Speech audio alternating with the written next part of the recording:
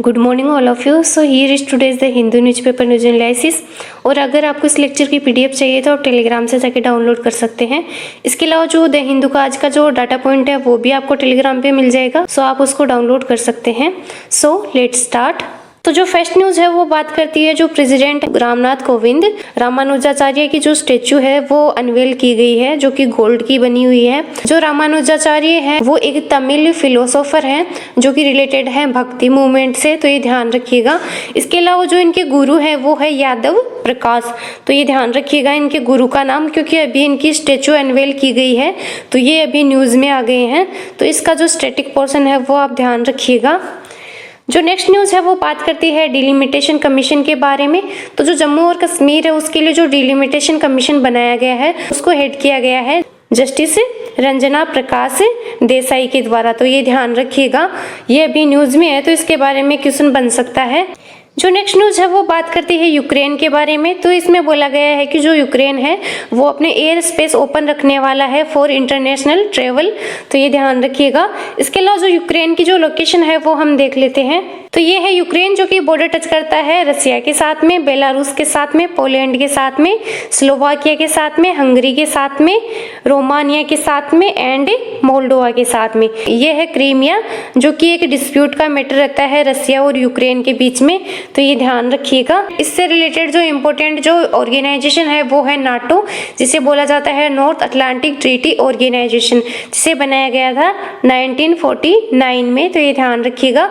और ये एक तरह का मिलिट्री अलायंस है। और अगर बात करें इसके हेडक्वार्टर की तो वो है ब्रुसेल्स बेल्जियम में, और ये है ब्लैक सी, तो इसे एक्जेंसी के नाम से भी जाना जाता है। और अगर बात करें यूक्रेन की कैपिटल की तो वो है कीव। जो नेक्स्ट न्यूज है वो बात करती है एफसीआर के बारे में, जिसे बोला जाता है फॉरेन कंट्रीब्यूशन रेगुलेशन एक्ट। और ये जो एक्ट है ये इम्प्लीमेंट किया जाता है जो मिनिस्ट्री ऑफ होम अफेयर है उसके द्वारा इम्प्लीमेंट किया जाता है, तो ये ध्यान रखिएगा। इसके अलावा अभी जो 2020 में इसमें अमेंडमेंट किया गया है, इसमें बोला गया है कि जो आधार है वो मैंडेटरी है, जो भी एम्प्लॉइज है वो रिलेटेड है जो एनजीओ से, उनके लिए आधार मैंडेटरी है, तो ये ध्यान रखिएगा। इसके अलावा ये भी जरूरी है कि जो एनजीओज है उनका एक सिंगल अकाउंट होना चाहिए, जो एसबीआई है उसकी जो दिल्ली ब्रांच है उसमें होना चाहिए, तो ये ध्यान रखिएगा। और अगर बात करें एफसीआरए का जो लाइसेंस है तो वो 5 साल के लिए वैलिड रहता है, फिर इसे दोबारा रिन्यू करवाना पड़ता है। जो नेक्स्ट न्यूज है वो बात करती है हादीनारू लेक के बारे में। तो ये लोकेटेड है कर्नाटका में, तो ये ध्यान रखिएगा। इसके अलावा अगर बात करें कर्नाटका में जो इम्पोर्टेंट जो नेशनल पार्क हैं तो उनमें फर्स्ट है Bandipur national park, Bannerghatta national park, और थर्ड है नागरहोल नेशनल पार्क, और जो फोर्थ है वो है आंसी नेशनल पार्क, और जो फिफ्थ है वो है कुद्रेमुख नेशनल पार्क, तो ये ध्यान रखिएगा। ये अभी एक न्यूज में आ गया है कर्नाटका, तो इसमें जो इम्पोर्टेंट जो नेशनल पार्क है वो आप देख लीजिएगा। जो ये वाला एडिटोरियल है ये बात करता है फेडरलिज्म के बारे में। तो जो फेडरलिज्म है उसके बारे में हम डिस्कस कर लेते हैं। तो इसमें आप ध्यान रखिएगा जो इंडिया में जो फेडरलिज्म का जो कॉन्सेप्ट है वो लिया गया है कनाडा से, तो ये ध्यान रखिएगा। और अगर बात करें फेडरलिज्म की तो ये एक तरह का मिक्स और कंपाउंड मोड होता है गवर्नमेंट का, that combined a general government with regional government in a single political system. इसमें डिवाइड किया जाता है पावर को बिटवीन 2 गवर्नमेंट सिस्टम, जिसमें एक हो गई रीजनल गवर्नमेंट, एक हो गई सेंट्रल गवर्नमेंट। तो अगर आसान शब्दों में बात करें तो जो फेडरलिज्म है वो होता है जहां पर जो स्टेट गवर्नमेंट है और जो नेशनल गवर्नमेंट है वो मिलकर काम करते हैं, यानी कि जो स्टेट गवर्नमेंट है वो मिलकर नेशनल गवर्नमेंट बनाती है, इसको फेडरलिज्म का कॉन्सेप्ट बोला जाता है, तो ये ध्यान रखिएगा। जो नेक्स्ट एडिटोरियल है वो बात करता है सेमीकंडक्टर के बारे में। तो ये एक तरह का मटेरियल प्रोडक्ट होता है usually comprised of silicon which conduct electricity more than a insulator, तो ये ध्यान रखिएगा सेमीकंडक्टर क्या होता है। जो नेक्स्ट एडिटोरियल है ये बात करता है इंटरनेशनल लेबर जो ऑर्गेनाइजेशन है उसके बारे में, और इसमें कुछ डाटा पॉइंट दे रखा है तो उसको आप आंसर राइटिंग में यूज कर सकते हैं, जो कि काफी इंपॉर्टेंट है आज के इस एडिटोरियल में। इसके आप शॉर्ट नोट्स बना लीजिएगा फॉर आंसर राइटिंग।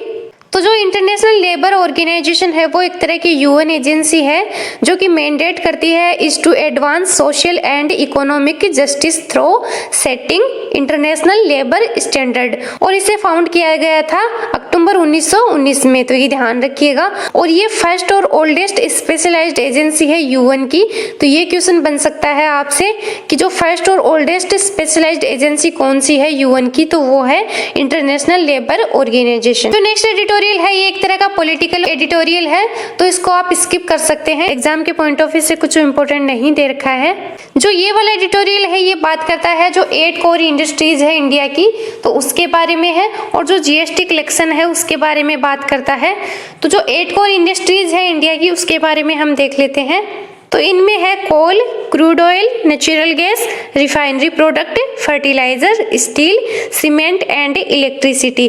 और जो सबसे ज्यादा जो वेटेज रहता है वो रहता है रिफाइनरी प्रोडक्ट का, सबसे कम जो वेटेज रहता है वो रहता है फर्टिलाइजर का 2.6। इसके बारे में इंक्रीजिंग और डिक्रीजिंग ऑर्डर में लगाने के लिए क्वेश्चन बन सकता है आपसे, किस प्रोडक्ट का कितना वेटेज रहता है, तो ये ध्यान रखिएगा।